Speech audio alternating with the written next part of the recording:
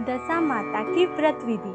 दशा माता का व्रत चैत्र माह की कृष्ण पक्ष की दशमी को करना चाहिए। इस दिन ब्राह्मण से डोरा लेकर और पूजा को सारो सामान लेकर पीपल के वृक्ष की पूजा करनी चाहिए और हल्दी कुंकू का छापा लगाना चाहिए। दशा माता की कहानी। नलकोट का राजा नल और रानी दमयंती थी। उनका राज्य में सब बात को ठाठ थो। एक दिन रानी बैठी हुई थी कि एक ब्राह्मण डोरा बेचतो हुआ निकलियो। ने दासी से पूछो कि यो काय को डोरा देवे है। तो दासी ने ब्राह्मण से जाके पूछो कि काय को डोरा है। तो ब्राह्मण बोलियो कि दशा माता का। तो दासी ने ऐसो ही जाके रानी के बता दियो। तो रानी ने भी उससे डोरो मंगा लियो और गला में बांध लियो। राजा आयो तो पूछो कि यो डोरो क्यों बांधियो है।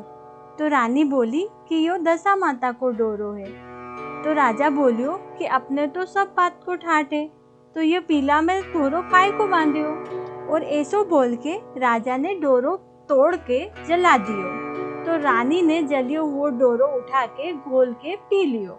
राजा सुबह उठियो तो देखियो तो सारो राज्य खंडहर में बदल गयो है और महल भी गायब हो गयो है। तो राजा रानी से बोलियो कि अब अपने को अपनो राज छोड़ना पड़ेगा, क्योंकि यही को राजा यही काम करेगो तो अच्छो नहीं लगेगा। और राजा रानी राज्य छोड़कर चलिया गया।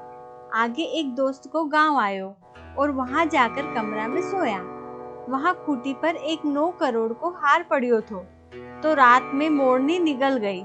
सुबह उठिया और दोस्त से कहने लगा, अब हम यहाँ नहीं रहेंगे, क्योंकि मोरनी हार निकल गई और हम बदनाम हो जाएंगे। और वहां से चल दिए। दोस्त की औरत बोली कि ऐसा दोस्त आया जो मारो हार चोर लियो। जब वो उनका दोस्त बोलिया कि ऐसी कोई बात नहीं है, ये तो आफत में यहाँ आयो थो। आगे गयो तो बेन को गांव आयो। सरवर की पाल पर बैठ गया। दासी बोली, आपका भाई भाभी आया है। तो बेन ने पूछियो, कैसा हाल है। दासी बोली, हाल तो अच्छा नहीं है। तो बहन बोली, वहीं ठहरो, मारा देवर जेठ लाजा मरे तो मैं अभी वहीं आ जाऊंगी। ऐसो बोल बहन 36 तरह को पकवान लेके भाई के पास गई। तो भाई तो जिम्यो पर भाभी नहीं जिमी। सारी रसोई गड्ढों खोदकर उसमें गाड़ दी और आगे चल दिया। कि राजा को गांव आयो तो बाग बगीचा में गया तो बगीचा सब सूख गयो। तो माली ने इन दोनों को निकाल दिया। तो माली बोलियो, कैसा दुष्ट आया है, मारो तो सब बगीचो सूख गयो। आगे चलिया एक नगरी आई तो वहां पर किसी का घर ब्याह तो कुम्हार कुम्हारन चौरी लेकर जाता था। तब राजा रानी बोलिया कि हम भी ले जाएं। ऐसो कहते ही उसके हाथ में से गिरकर फूट गया। कुम्हारन ने धक्का देकर निकाल दिया कि कैसा दुष्ट आया, तुम्हारी चौड़ी फोड़ दी। आगे चलिया राजा की नगरी आई तो वहाँ एक तालाब थो। वहाँ एक मछली पकड़ने वाला मछली पूछता था। राजा शहर में गयो, वहाँ कोई घर शादी थी। राजा के वहाँ से पत्तल दी तो बाज उड़ती उड़ती आई तो पत्तल झपट कर ले गई और उस पत्तल में से एक चावल राजा की मूछ पर लग गयो। रानी को मच्छी की पत्तल दी तो वो भी बाज झपट कर ले गयो और रानी के होठ पे कालो लग गयो। जब राजा आयो तो रानी समझी राजा जिम आया और राजा समझिया कि रानी जिम ली। आगे चलिया तो रानी को पियर आयो और वहाँ गांव बाहर कुआ की पाल पर बैठिया। तो पानी भरने आई तो उसमें एक रानी के पियर की दासी भी आई। तो रानी उस दासी को केवे कि थारा राजा रानी से पूछे कि हमारे नौकर राखे कहीं, पर एक शर्त है कि बच्चा की लेटरिन साफ नहीं करूंगी और सब काम करूंगी। ऐसो ही दासी ने जाकर बोल दियो कि 2 व्यक्ति आया है तो उनके नौकर रख लेवा कहीं, पर एक शर्त है कि लेटरिन साफ नहीं करेगा और बिस्तर नहीं बिछावेगा, बाकी सब काम करेगा। तो रानी बोली कि उनके बोल दो कि अपने यहाँ बहुत जना है काम करने वाला, वो 2 काम नहीं करेगा तो भी धकेगा। ऐसा सुन के वे दोनों पति पत्नी काम पर आ गए। आदमी के तो घोड़ा की देख रेख में रख दियो और औरत को घर को सारो काम करने को बोल दियो।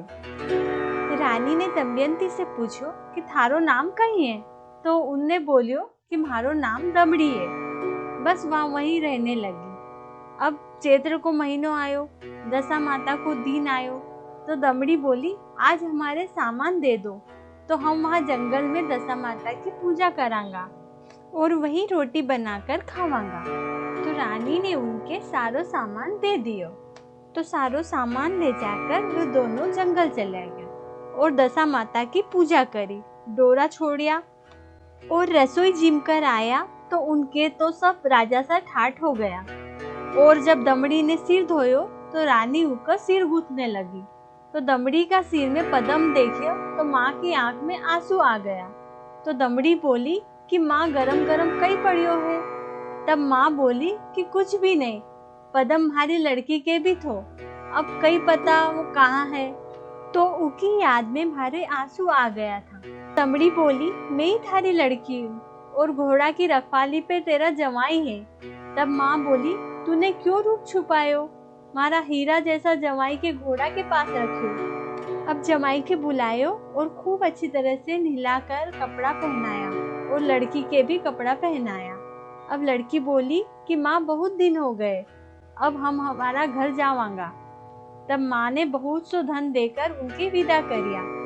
आगे आया तो वही तालाब आयो, तो वही चील राजा की पत्थर लेकर आई। तब राजा बोलियो कि हम तो नहीं जीवांगा, हमारे ऊपर तो कलंक लग गया था, वे उतारना है। फिर आगे गया तो वही कुमार चौरी लेकर जा रही हो तो राजा रानी दोनों गया तो फुटिया कलश जुड़ गया। कुमार बोलियो कि ऐसो पहले कोई दुष्ट राजा आयो तो कलश फूट गया था। तब राजा बोलियो कि पहले भी हम ही थे, पर हमारी दशा खराब थी, अब अच्छी हो गई तो कलश जुड़ गया। आगे आया तो वही बगीचो आयो जो सूख गयो तो राजा रानी ने पैर रखियो तो फिर से हरो हो गयो। माली बोलियो कि आओ बैठो, फूल द्रोब ले।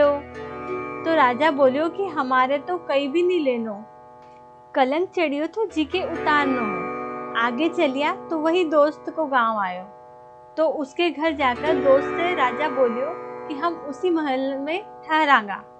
तब वह दोस्त की औरत बोली अच्छी बात है। तब वे उसी महल में रुक गया।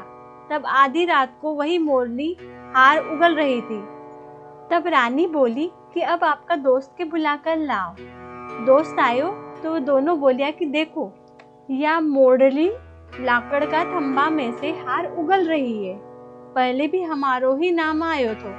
तब वो दोस्त बोलियो कि मैंने तो कुछ भी नहीं बोलियो, औरत की बात पर मत जाओ। तब आगे गया तो वही बहन को गांव आयो, तो दासी पानी भरने आई तो देखियो कि भाई भाभी अच्छी हालत में है। तो दासी ने जाकर बहन से कियो कि आपका भाई भाभी अच्छी हालत में आया है। तब बेन रसोई की सामग्री लेकर आई। तब वह भाई से बोली कि चलो घर। तब भाभी बोली कि हम तो बाई जी घर नहीं जावांगा, आपका देवर जेठ लाजा मारे। सब सामग्री परोस दी तो भाई तो जिमे और भाभी रकम खोलकर रखे और बोली कि जिमोरे म्हारा गजरा हथफूल। फिर वहाँ गड्ढो खोदकर वे रोटी निकाली तो सोना चांदी का चक्कर निकलिया। तो बहन ने भाई भाभी की आरती उतारी तो वे चक्कर आरती की थाली में डाल दिया। आगे गया तो राजा रानी का गांव आयो, तो छोरा छोरी केवे की राजा रानी आ गया।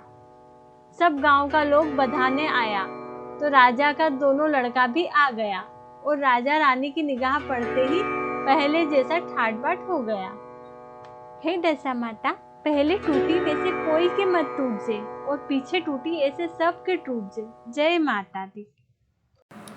दोस्तों, अगर आपको मेरी कथा पसंद आई हो तो इसे लाइक और सब्सक्राइब करना ना भूलें एवं अपने अन्य मित्रों को भी इसे शेयर ज़रूर करें। धन्यवाद।